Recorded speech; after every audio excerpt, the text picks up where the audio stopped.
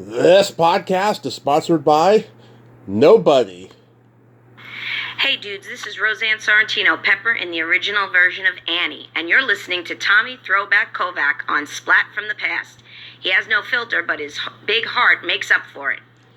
Hey dudes, welcome to Splat from the Past, the only 80s themed horror sci-fi show where things can get totally radical. Now, I am so excited for today's guest because I'll be talking to Deborah Jean Templin. Deborah is a prolific theater actress. She's been in so many great plays, and they've been based on so many of my favorite movies. Annie, with Roseanne Sorrentino, who's been on the show 3 times. Mel Brooks' Young Frankenstein, Mary Poppins, The Full Monty.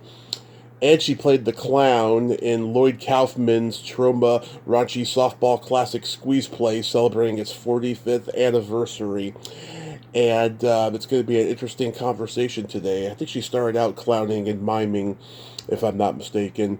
And she guest starred on the new Mike Hammer, Midnight Caller.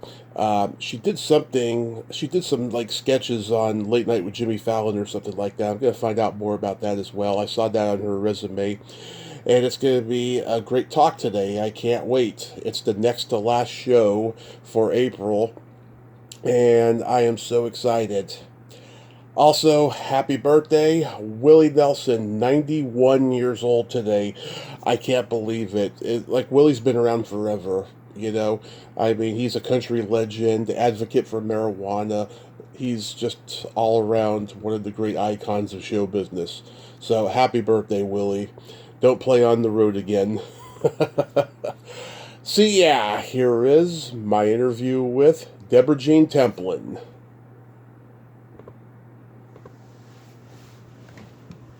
So, going back in time, did you gravitate toward acting early on in your childhood? I did. I grew up on a dairy farm in Minnesota, so I went to a small school. We had operettas. So when I was in second grade, we did little musical operettas, like Peter Rabbit. The first thing I did, I played a sweet pea. I was like a flower, a vegetable, or whatever. Yeah. And we would do little songs that we always sang, and I was in a choir when I was in 4th grade, so I was singing harmony early on. And then I would watch television and see, like, Ted Mack's original Amateur Hour and Ed Sullivan and Carol Burnett. Oh. And I decided, if you could make people laugh, what a great job. Oh. And I wanted to make people laugh. Oh, absolutely. So I was in grade school plays and high school plays, and I recently visited with my high school English speech, and my English and speech teacher in high school was also my first director. And we did wonderful plays. We did, in high school, we did Merry Wives of Windsor, River Anthology, John Brown's Body, Our Town. There was a real love of theater because,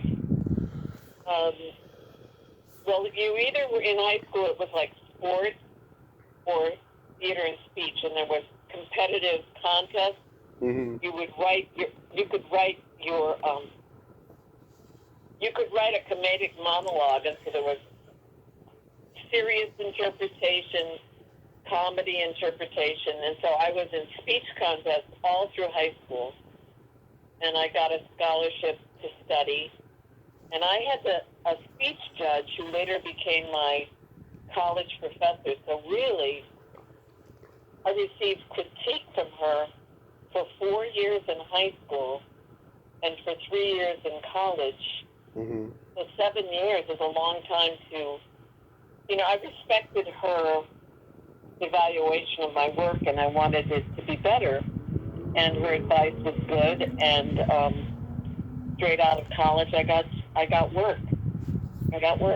Where did you go to college?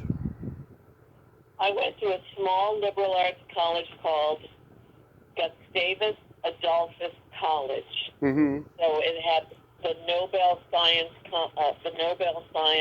Hall. It had the UC Björling Concert Hall. UC Björling was a very famous Swedish singer. We had a teacher. Gustavus Adolphus College in the 30s and 40s would have debate contests, and they won against Harvard. I mean, they were very good. Right. I am from a state of Hubert H. Humphrey and Walter Mondale, and where oration and diction and making sense as a politician was valued, and being able to express yourself was important. So that was part of my education early on. To be able to let your voice be heard was very important. I also was in the 4-H program when I was a kid. Mm-hmm. So in 4-H, there's the parliamentary procedure, and you vote, and you could be the treasurer. I knew parliamentary procedure or Robert's Rules of Order when I was 8 years old. Mm-hmm. I believed in that, and we had county fair and then state fair. And state fair to me was more than a Rodgers and Hammerstein musical. It was a real thing, and there was a certain amount of competition, but you went like, hey, I was the best actress in the state of Minnesota, and there are 83 counties. Maybe I can earn a living doing this. Yeah. It built my confidence, but it wasn't like I grew up in LA and I needed to be on TV right away. Yeah. You can exhibit a calf, or you could do a demonstration. I did a 4-H demonstration when I was 12. Mm-hmm. So you had to get up and explain something, and I think that thinking logically, that was something the 4-H program was very helpful with. I was in 4-H for 10 years. Oh, that's awesome. Did you also study at the American Conservatory Theater in San Francisco? I did. When I in 1973, I went to something called Theater Communication Group Auditions, TCG. Mm-hmm. And Theater Communication Group Auditions, anyone could audition. If you wanted to go into professional theater, it was funded by the Ford Foundation. And there were big auditions. There were regional auditions, then a national audition. So in the spring of 1973, I was offered a job. I was offered a full scholarship at the American Conservatory Theater in San Francisco for the Summer Congress. I was offered a job as an apprentice at Trinity Square Repertory Company, and I was offered work at the Barter Theater in Virginia. And that all came from one audition that I did in Chicago in 1973. And some of the other people who went to that Theater Communication Group audition were Michael Gross. Yep. Judith Ivey. Wow. We were all there together. We were all waiting to see what happened, and different people got. John Jory was there of the Actors Theater Louisville, and Michael Gross was asked to do Long Day's Journey into Night at Actors Theater Louisville. I got offered an apprenticeship at Trinity Rep, and I worked with the late Adrian Hall, a wonderful director. Mm-hmm. And it was the beginning. When you're in college, after college, you can choose to, at that point, you could choose to go to get an advanced theater degree, like an MFA, Mm-hmm. or you could go into professional theater. And I wanted to earn my living as an actor, so that's what I chose to do. When you were at the Conservatory Theater, who was there? Because I've interviewed quite a number of people who were there. When I was there, Alan Blumenfeld and Kathy James. Love Alan. I love Alan. I've had him on. Oh, he's a wonderful guy. And we're still close friends. When I met them when they were first married, and they were married, and they were going to have their first child, and Mm-hmm. we still stay in contact, good friends. Frank Abe, Mm-hmm. ABE, he was my scene partner, and we were doing a scene from The Seagull by Anton Chekhov, and Frank is Japanese American, and he told me that his father had been in a Japanese internment camp. Well, I never heard anything about that. I never knew anything about that. Yeah. 1973, from Minnesota, I didn't even know there were internment camps. And his book has just been published by Penguin Press or something. I mean, I'm very proud of the work that Frank has done, and I was part of the Asian American Workshop in 1973 Yeah. with Frank Chin. He wrote a play called Chicken Coop Chinaman. We're talking 50 years ago, but Yeah. and then Peter Brook came to work with our class, and we worked with Elizabeth Suedos. I mean, she came to talk with our class. I studied tap dance with Betty Ray. I took yoga with Bonita Bradley. Mrs. Fletcher taught diction. My acting teacher was, oh my God. Was it Joy Carlin? Yeah, it'll be great. What was that? Joy Carlin? No, my acting teacher was the son of Ethel Merman. Oh, wow. Bob Six, Six, and I remember there was little pigeonholes where you get your mail, Uh-huh. and I said I'll pick up his mail and bring it to him in class. And I picked up his mail and I said, "You've got a letter from Ethel Merman," and he said, "That's my mother." Oh, that is so cool. Did she come to any of the performances? Oh no. Let me be clear.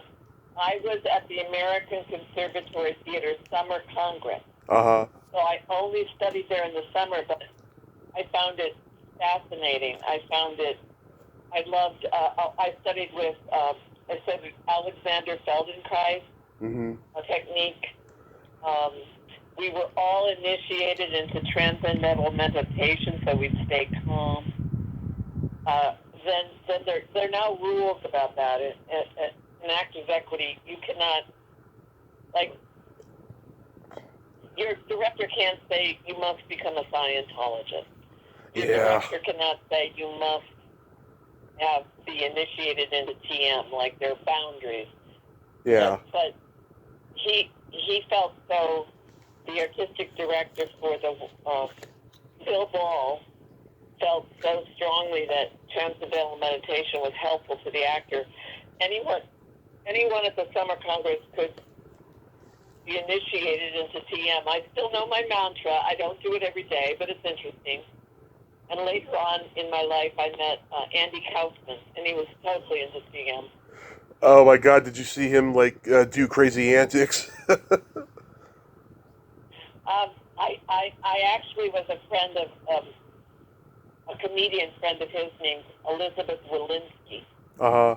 And she's from Poland, and her mother, how did it go? Her mother was Jewish, and her father was Polish. And she was told she had to leave, they had to make it anyway. She left Poland because of the discrimination against Jews. Mm-hmm. And she worked in London with the Madhouse Theatre Company of London, and that's how she came to New York. And when she first came to New York, and I had just moved, she was actually not living in New York, she was living in Boston. And that's where I met Elizabeth Walensky, and that's where I met Andy Kaufman. So we're talking, I met Andy Kaufman in about 1976. Wow, so he was on Saturday Night Live. He hadn't come to LA to do Taxi yet. Right, correct. Interesting. But he was a very nice guy and kind of shy, and I didn't really know who he was, Mm-hmm. but he seemed like a nice guy. And I was doing a show called my first equity job was The Club by Eve Miriam. Uh-huh. And it was like Victor Victoria. There were 4 men on stage, but all the men were actually women. And it was my first job was I had to understudy all 4 of those people. So I had long, beautiful hair. I had long hair. I just come from San Francisco to the East Coast. Worked at Trinity Rep. Worked at the Rhode Island Feminist Theater. Did improv with in the Proposition where Jane Curtin had just worked, and moved to New York. And my first job, I got a job back in Boston at the Charles Playhouse to be in Eve Miriam's The Club. So this was before Katie Lang's hairdo was fashionable. Yeah. So I had my hair all cut off, and people took their little children away from me, like, what is this person? So I had hair cut very short, like a 1910 gentleman. Whether I was going to go on or not, I still had to have my. And I remember meeting a guy, a comedian, Bruce Jordan. Bruce Jordan. Your Madness. Doesn't sound familiar. He wrote a show called Sheer Madness. It was about hairdressers, etc. Okay. He saw me in Boston. He said, "Oh, you really had a bad haircut." Or like, what happened? I said, "Well, I'm doing it for the show." And he said, "Tell me about your experience." And his show, Sheer Madness, has been done for decades. But I'm sure his name's Bruce Jordan. You'd have to look that up. I'll look it up. Yeah. Did you start out like miming and being a clown? I did. In New York, I wasn't exactly sure. After I did The Club, that 77, I did that, and then I did a show called The Passion of Dracula. I did The Drunkard, because my friends, I worked at the Pocket Mime Theater in 1976, and I had been trained in mime when I was my junior year abroad. I spent my junior year abroad, and I studied with Geoffrey Buckley, who had worked with Jacques Lecoq in Paris. So Jacques Lecoq is the same teacher that Jessica Lange, I believe, studied with Jacques Lecoq in Paris. And so it's very movement-oriented, and I knew how to do mime, and I went, well, when I came from San Francisco to the East Coast, it's when Shields and Yarnell was really big, and right. I did a lot of workshops, like I did workshops in the schools in Providence, Rhode Island, and in Boston. I worked for Judge Garrett. At that point, there was money for arts in the classroom, and I did work when Judge Garrett desegregated Boston. I worked in Roxbury. And there's a book called Death at an Early Age. It's like working in a not so great neighborhood. But I did a lot of like clown work with the kids, because the clown should be based on something you're afraid of, and these kids were like being shipped all over Boston, and it was a wacky time. So when I moved to New York, I'd already sort of developed a clown character, and I went on the street of New York, and I made $400 a week in quarters doing mime. M-I-M-E. Which in 1977 paid your rent. In 1977, my apartment was $310 a month. Wow. For one bedroom. Crazy. It was $310 a month for a one bedroom, and I split it with my girlfriend. It was like, $155 you could manage to get, Yeah. When I got this apartment, and I'm sitting in the apartment that I now have, and I own it now, but my landlord at the time said, well, why should I give you this apartment? I said, I'm not. He said, an actor? You're two actors? And I said, no, sir, I am a mime. I have a job. And he laughed. I made him laugh. And he said, what do you mean? And I said, I have a brochure. I'm a clown. And he liked this, and he said, that's it. You get an apartment and a job, and that you gave us the apartment, and our job was to answer the phone for anyone that wanted to rent one of his apartments, and he owned 3 buildings on the Upper West Side. But what he didn't tell me was that he put my phone in the New York Times. Oh. So our phone would ring all the time. So I got to know my neighbors in a very special way. Yeah. That's crazy. Oh, so you've done so many plays that are based on some of my favorite movies of all time. Starting with Annie, you did that with Roseanne Sorrentino, who I've had on the show 3 times. What was it like working with her at that age? Well, Annie was a comic strip when Martin Charnin decided to make it into a musical, and then it became a movie. So it wasn't based on a movie. Annie was based on a comic strip, okay? Yeah. Yeah. So when I worked with Roseanne, I auditioned the same day Roseanne auditioned. It was July 25th, 1979. And we were on stage together, and I remember reading a scene with her, and I thought she was very present. She was a brunette, Yeah. a sweet girl. And on the stage at the audition were Martin Charnin, and I think when we sang, Martin was there, and Charles Strauss was there. Then they talked. Mm-hmm. I think Peter Gennaro could have also been there, but I worked with all 3 of them, and then Martin asked, he said, like, you can go, you can go, you can go, you can go. There was a line of women, a line of possible graces. And there were 2 of us left, and he said, one of you will understudy, and one of you has the role. And I just said, who's watching it and who's doing it? And I was ready to walk off the stage because I'd already been an understudy, and I knew what that was like. Mm-hmm. And if you're going to be on the rodeo, if you're going to be traveling with the rodeo, you want to get on the horse. And I'm not exactly sure why, but he said to the other girl, can you be in Chicago on Wednesday? And she said yes. And then he said, you've got the job. You've got the role. And then I asked him if I could see the show, because I hadn't seen the show. Mm-hmm. And he said, you haven't seen the show? And I said, who can afford $25 a ticket? Right. And then he said, yeah, you can see the show. Then I saw the show, and then I asked him questions like, will this be the same show my parents see in Minnesota, or are you going to tour the show in blacks? Like, are you going to just have black drapes and no scenery? And he said, yeah, it'll be the same show. And he kind of was amused by my questions. And then I said I'd let him know on Monday.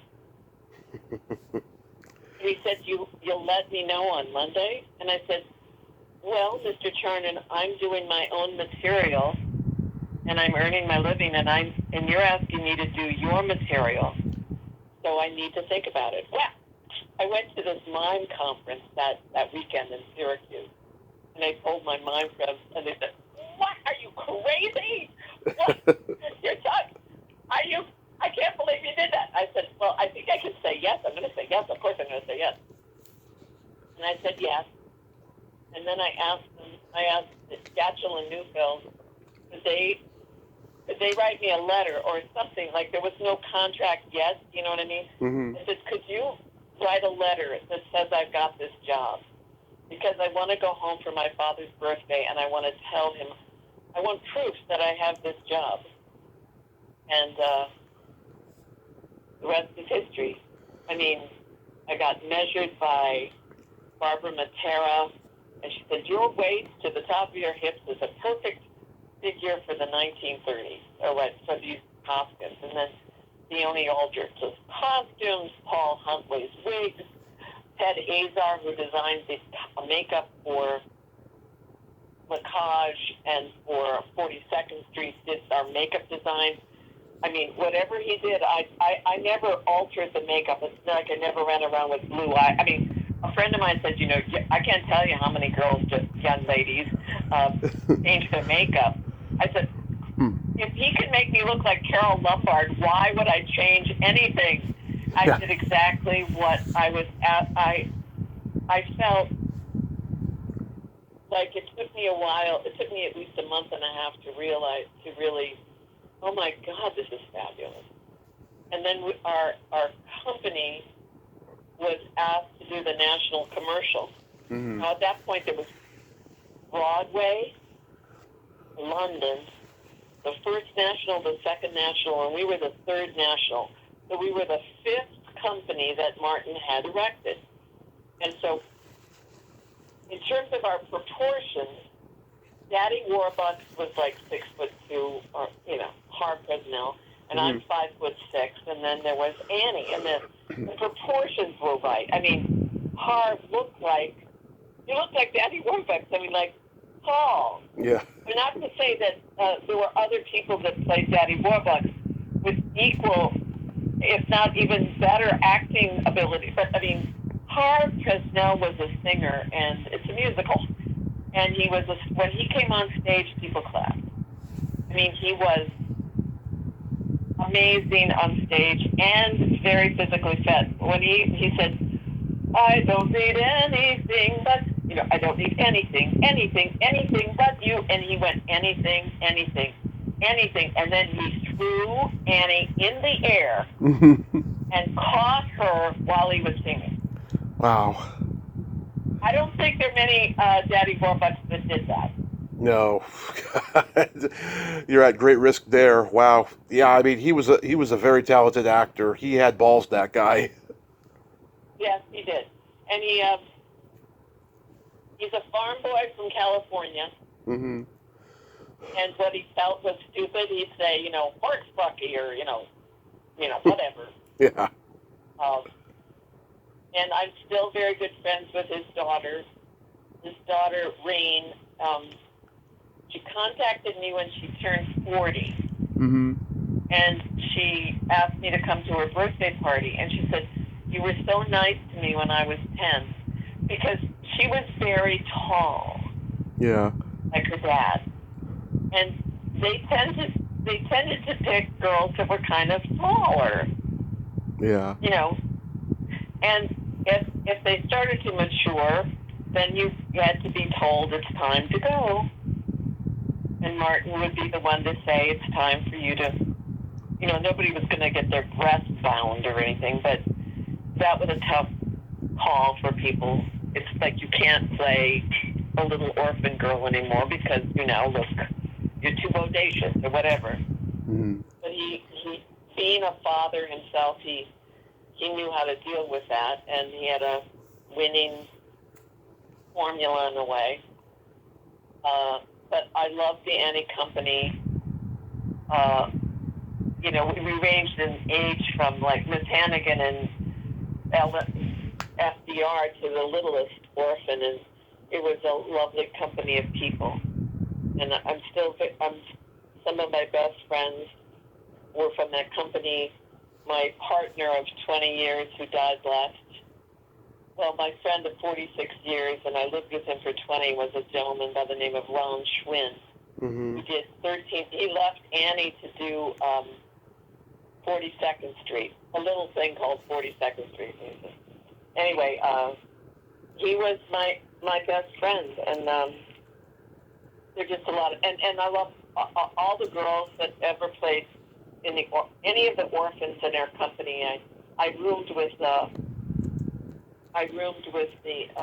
tutor. Yeah. So I knew how hard these kids were working, because in the daytime they had to go to school.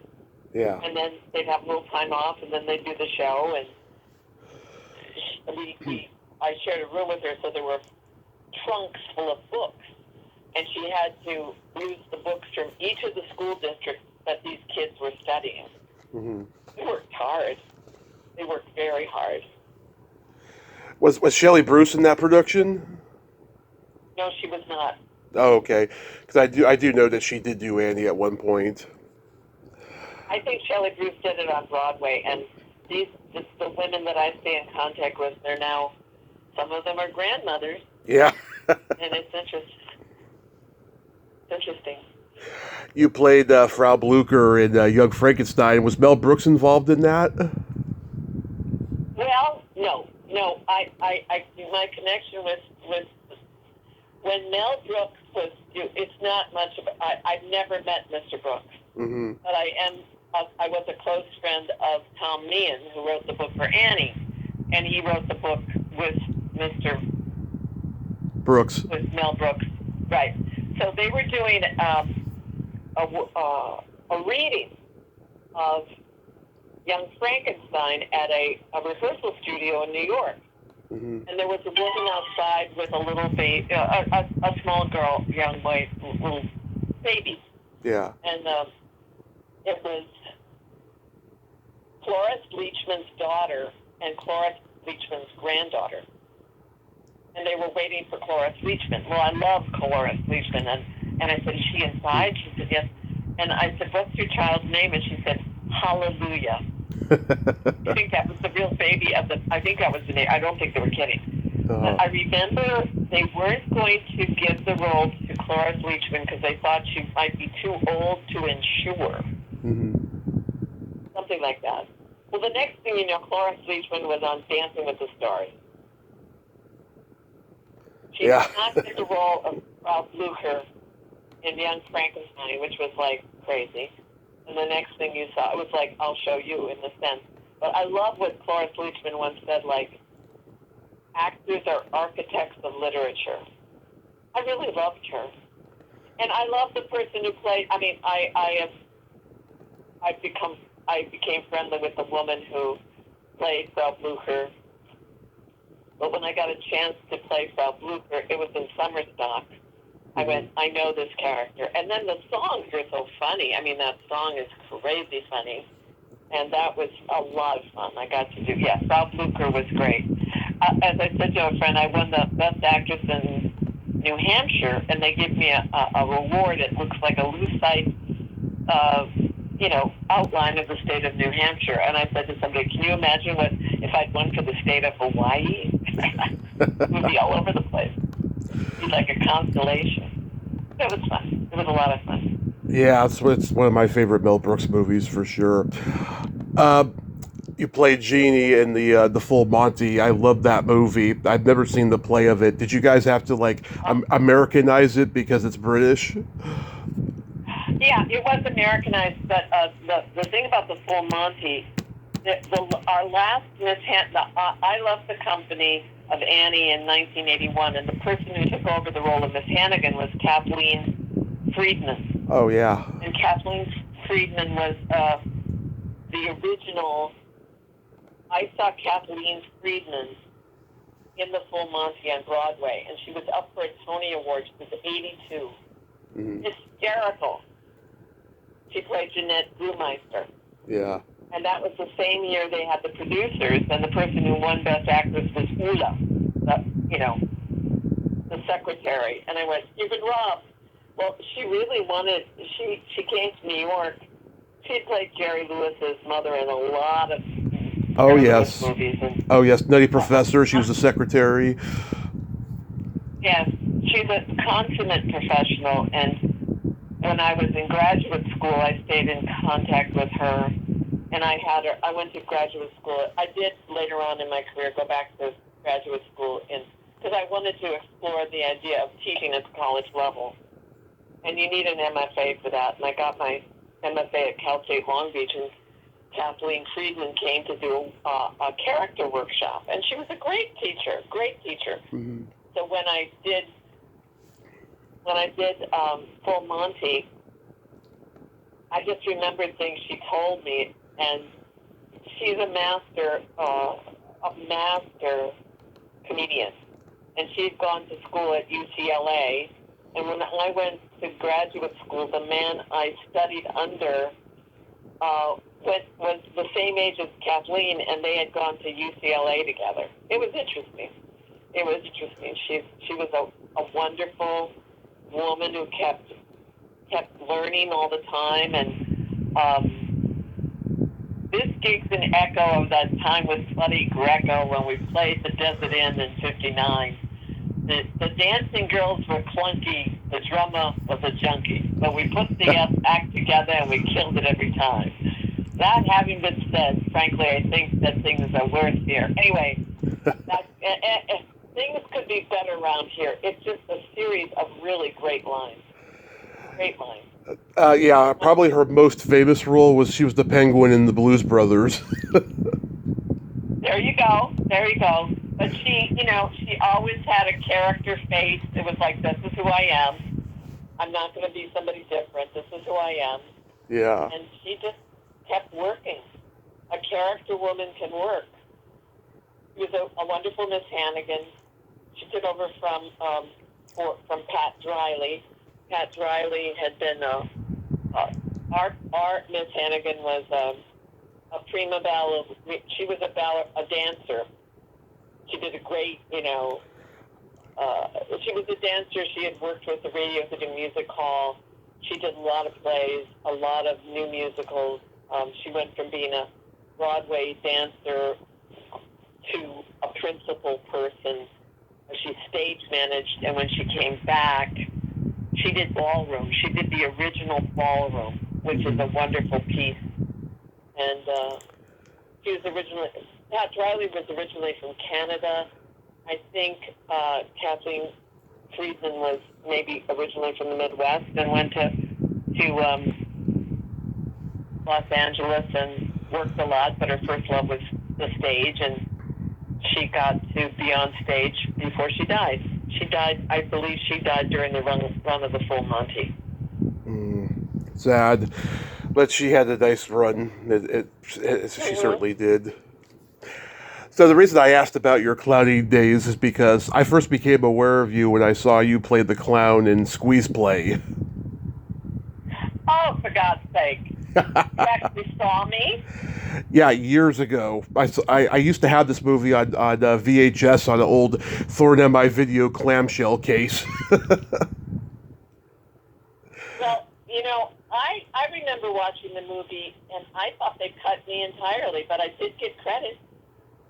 Yeah, I think, there was a shot of you, I remember, and stuff. That was interesting, because I was showing apartments for my landlord. Mm-hmm. And this guy came in from Troma Productions. Wow. And I'm doing this, and he said, "Wait, you're a clown?" I said, "I could use a clown for this. It's a girl's foot bath, He said, "And by the way, would you like to do the wet T-shirt contest?" I said, "No, not the wet T-shirt contest, but I will be a clown. I'll be a cheerleader. I could do that." Mm-hmm. But that was the time. It was a different time, If you could get someone to do the wet T-shirt contest, who knows? I wasn't doing the wet T-shirt contest. I worked in a bar for years. We had wet T-shirt contests. This was in the late 2000s. There you go. Always popular. Always popular. Yeah, do you remember anything about Lloyd Kaufman? He was a nice guy. Mm-hmm.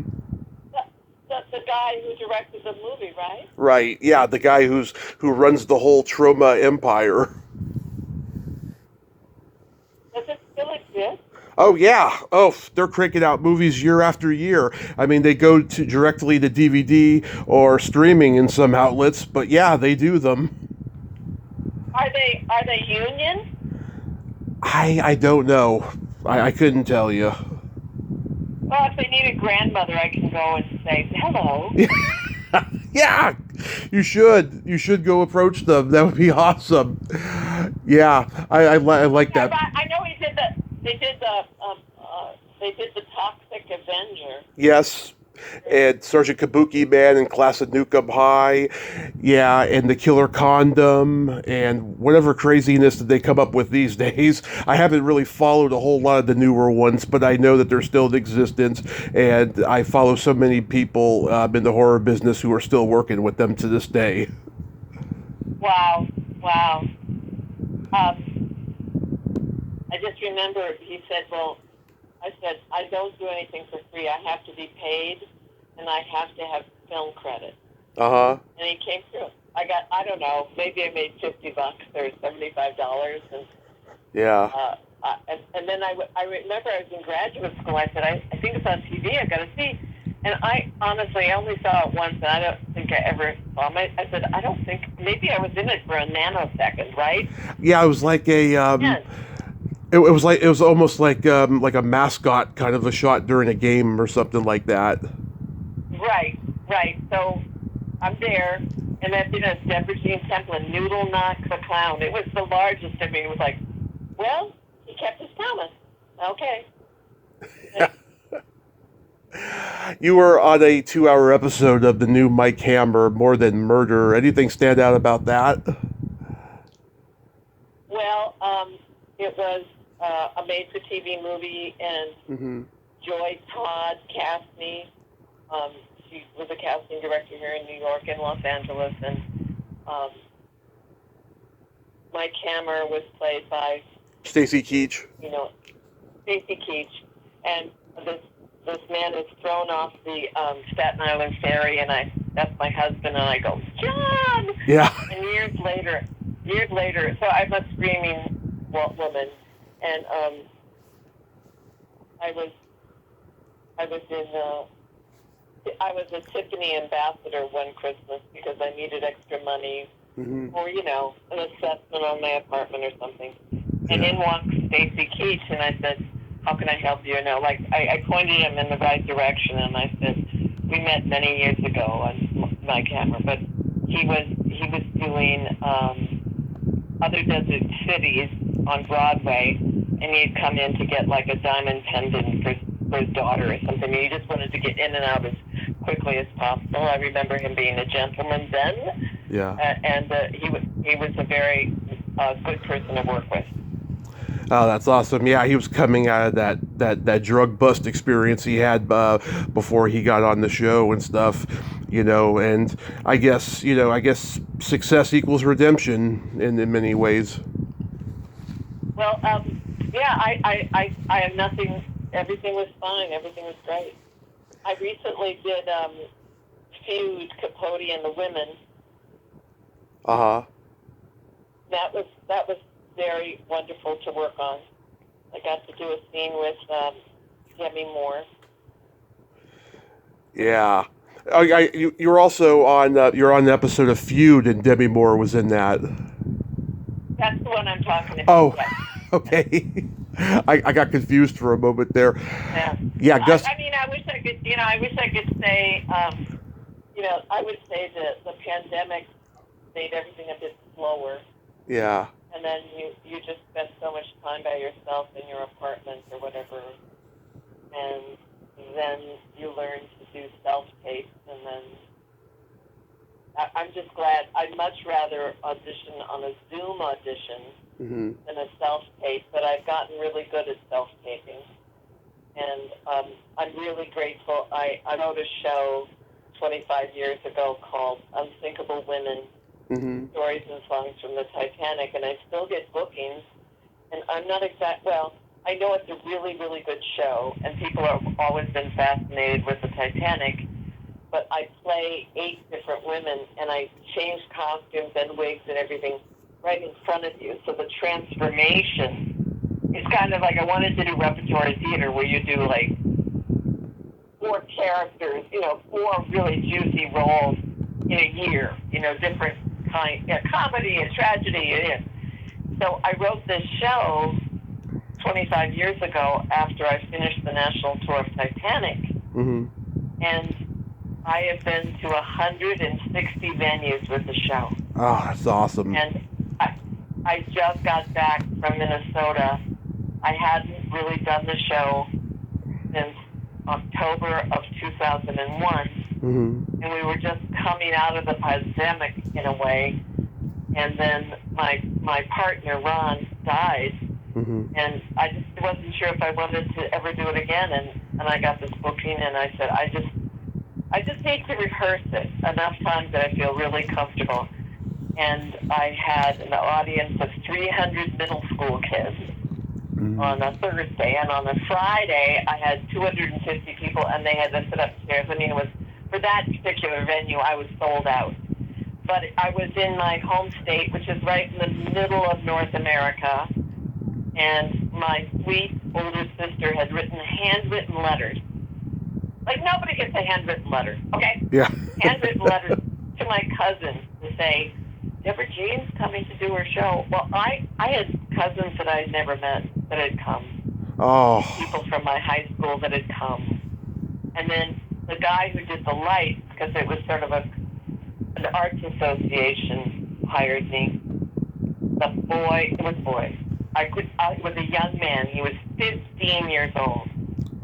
He did a great job with the lights, but it was like, because I don't have children, I don't even have nieces and nephews, I don't meet a 15-year-old, but it's like, you just don't know. He was wonderful, and then when I left, I said, I want to hear nothing but good things about you, Kevin, and he said, all I ever do is good things. So cute! And he said, that is a success story. That is beautiful. I'm so happy that happened for you. And then and I said, you look like a Jonas brother. And he looked at me and said, is that like a Beach Boy? He had no idea who That's okay. I predict great things. I said, I hope you audition for a show. He said, I've been scared to audition, but I'm not scared anymore. Yeah, it was a wonderful experience. And it was a wonderful experience to not have any television, to have no internet, and to just rehearse my show. That is so awesome. The quality of listening, there's nothing like live theater. I mean, you see a Broadway show and it's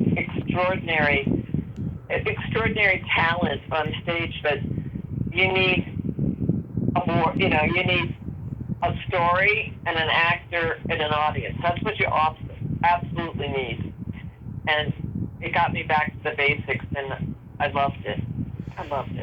That is so wonderful. That really is. I mean, God, it's like, you got a guardian angel on your side there. My sister Beverly, you mean? Oh yeah. Yeah. Beverly hasn't been blessed in every way. She's very shy, and I once said to her, she would not feel comfortable in a large crowd of people. And I said, well, I'll do the show just for you, Beverly. We'll come to the, room in this farmhouse where I'm rehearsing. And I very much respect my sister's opinion on things. Mm-hmm. She's very smart. And then I was waiting for her to say, what did she think? And she said, oh, Debbie, I forgot how good this is. And I'm going to write more letters. Hey, I was curious, how was the Midnight Caller experience? I'm from San Francisco, and so, whenever I see that someone was on that show, I'd like to ask about it, because my grandmother loved that show. Oh, well, every time I see, Gary Cole on TV, I go, how can I talk to Dick Wolf? I love something on that show again. But anyway, mm-hmm. I had just finished graduate school, and I came to San Francisco to my sister Jennifer was a teacher in the San Francisco Unified School District for 42 years. Mm-hmm. So I was there living with my sisters, and I got I'm at Rappaport with Ben Vereen and Nehemiah Kursoff at Theater on the Square, mm-hmm. and then I got an agent there, and I auditioned for Midnight Caller, and I got the job, and it was the week before, I would say about 10 days before, was the San Francisco earthquake, the big one. Mm-hmm. And so I did it after the San Francisco earthquake. Gary Cole had just come from he was a big deal, and his background was from Chicago, so we talked about Chicago. And then one of the people that I did Midnight Caller with was Linda Kelsey, who was from Minnesota, and I played a woman whose husband molested their daughter. Yeah. So Gary Cole knocks on the door, and I come. I had about 3 scenes in the show. It was great. But I remember the week before, I had been doing an industrial film. It was about disaster preparedness. And during the filming of this industrial, the earthquake hit. And everyone said, Deborah Jean, it's time for a break, and we haven't had a break. And of course, I said, oh, so you want me to be the the weak woman? I said, okay, I think it's time for a break, fellas. I mean, we haven't had a break, and it's 4 o'clock in the afternoon. And they go, oh, you're right, babe. We should have it. So it was like I was kind of being the diplomat. Let's have to take a break. We left the studio that we were recording in. At that moment, the earthquake hit, and all these lights dropped, because they had been jiggled loose. Mm-hmm. And I knew enough, because I had been through one earthquake I've been through the Whittier earthquake, and then you were supposed to be in a doorway. And I was reported to, so there's this kind of, I'm just saying, I think he was Italian, I think he was a shorter fellow, I would say maybe Sicilian or whatever, but I held on to him, and I was reported to have said, I want to die with somebody's arms around me. Don't let go. I want to die with somebody's arms around me. Well, the whole building, because it was one building, it was kind of shaking a lot. And all the technicians, they all, because technicians are smart that way. They all had their little, they had little televisions. They knew how to hook things up. So we saw what was happening, and I wondered if my sisters were okay, and there was no way for me to get home. I was staying in Piedmont at the time, and then I heard about I had been going across the bridge every day to go to work. I had been going across the Berkeley Bridge every day to get to work to go to do I'm Not Rappaport. And that bridge was the bridge that collapsed and killed all those people. So it was a crazy time. And it was after that I got Midnight Caller. Mm-hmm. Yeah. So, I mean, Midnight Caller was a big deal, but let me think. Let me think. Wait a minute. Hold everything. I'm getting my time wrong. I auditioned for Midnight Caller in L.A., and I shot it, I don't know, I'm not sure where I shot that. Midnight Caller was shot in San Francisco, right? Yes. Okay, then I did. But somehow I might have auditioned for it. The earthquake took more space in my memory than that. Yeah, because we had the earthquake in '89. I remember it so vividly. Me and my brother were fooling around in the kitchen. Next thing you know, the window started making a booming noise. Yeah. It was scary. Well, I graduated in 87 to, I was 86 to 88. I got my master's degree in 88, and then I went up to San Francisco. So that would make sense. Yeah. So, what did you do on Late Night with Jimmy Fallon? Oh, wow. It was just fabulous. It was Broadway week. And I was supposed to play an actress, just not a Broadway actress, just, I can't do the show anymore. It's like 8 shows a week. I've just had it. I was at my dressing table, like, I can't do this anymore. I just can't do it anymore. And I'm crying. And then this person comes in, like with a robot voice. Your non-fat mocha latte is ready. And I go, and then there's a close-up of my face and dramatic soap opera-like music. And then I turn very slowly, and I said, I'm still crying. I just put it there, and then he goes, here, or, with a robot voice, here or here. And I, right there, it's fine. And then more soap opera voice music, and then he put it down, and then I said, thank you. And when I got my makeup for that, I was in NBC Rockefeller Center in this dressing room for that. This was the same dressing room as Saturday Night Live. Yeah. I was with the cone heads. Like in the makeup room, there were the cone heads, and I knew that from Jane Curtin. And when I was, he had just left the proposition in Boston. I mean, I met Jane Curtin, and we recently, shared stories.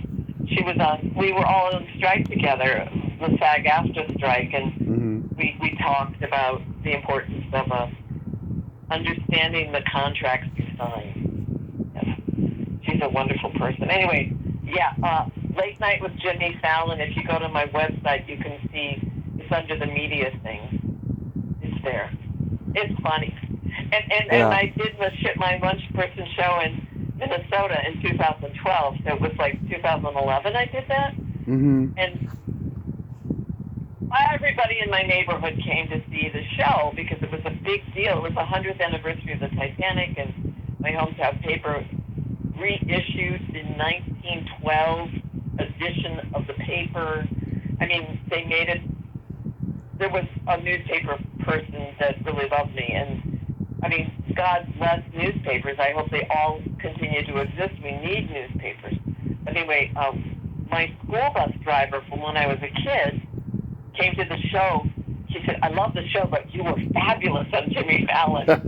I mean, when you're on TV, the thousands of people that can see you, it's astounding.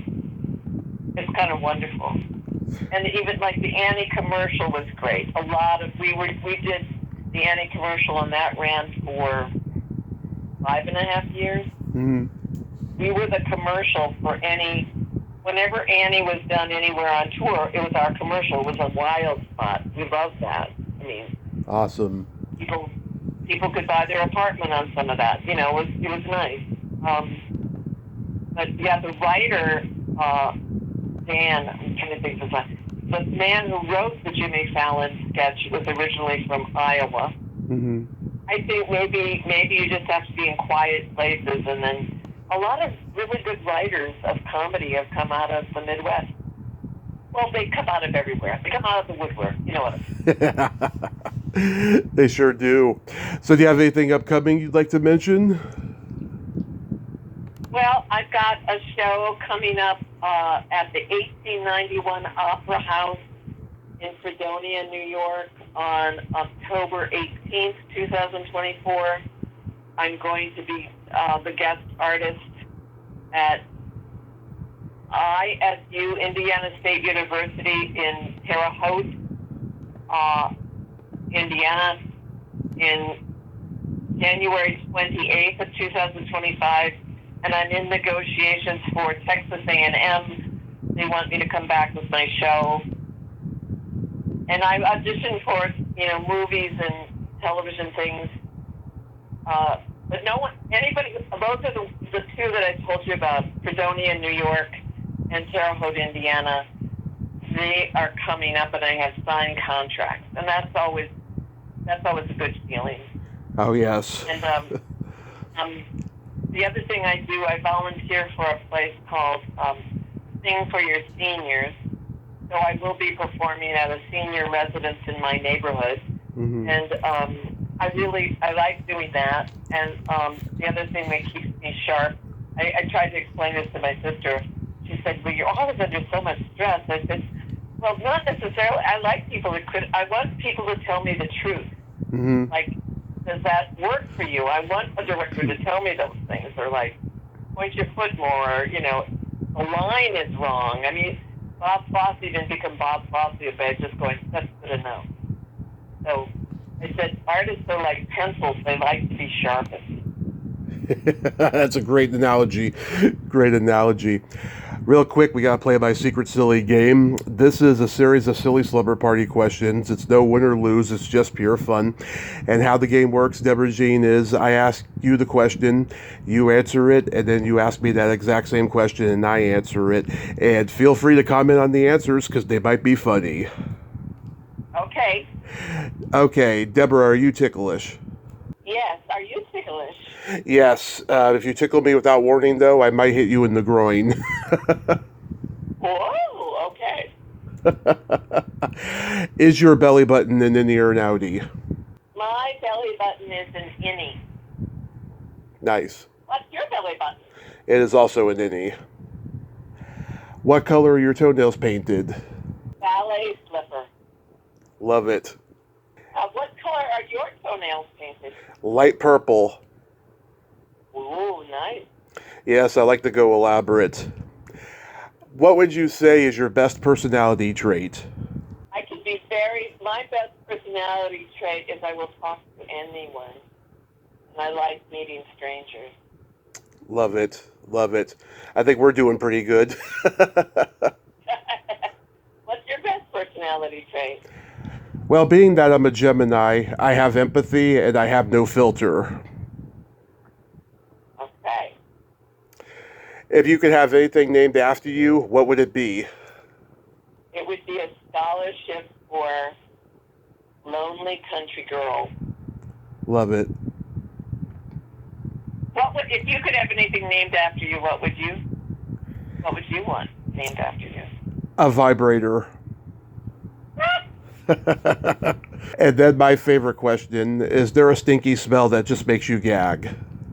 This is a tough one because I did grow up on a farm, so I'm used to a lot of smells. Yeah.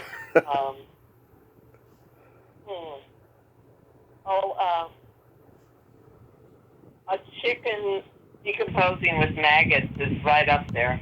Yeah. Oh yeah, that's bad. Yeah. And then What smell just makes you gag? either farts or feet. Really? Yeah. You farts or feet? You would never do well in a New York subway. Never. No. And I've been in the Bay Area BART trains. Those can be pretty bad. I'll tell you. It's like a New York subway, I can imagine. The other day I was in the New York subway and I was just talking to a friend and I was getting off the subway and a man rushed up to me and spit me in the eye. Oh. I didn't understand that, but I've learned to... I was wearing my glasses, which I was grateful for, but I think mental illness is a really hard thing. Mm-hmm. But what I learned as a person was now when I leave a subway car, if I feel somebody is being, attacked verbally, Yeah. when I leave the subway car, I get the number of the subway car, and I'm not adverse to just finding the nearest policeman and say, hey, there might be some trouble on this car, because we all have to take care of each other, Yeah. Oh my God, that is awful. I'm so sorry that happened to you. But yeah, I mean, in the Bay Area, the homeless situation is pretty bad, but it's happening in a lot of places, and that is just awful. I'm so sorry. It's everywhere. I just think we have to have heightened awareness. While I was in Minnesota, someone said, they're punching women in the face. I had to get more done, why? And he said, what am I supposed to do? Wear a catcher's mitt? He said, that might be a good idea. And I said, are you kidding me? I wasn't serious.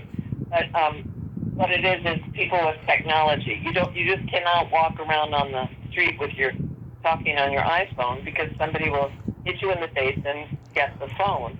But I've also found that being older is not for sissies, Mm-hmm. and you just have to. I've always known you had to be aware of your surroundings. So that's just. I don't want to move. I like New York.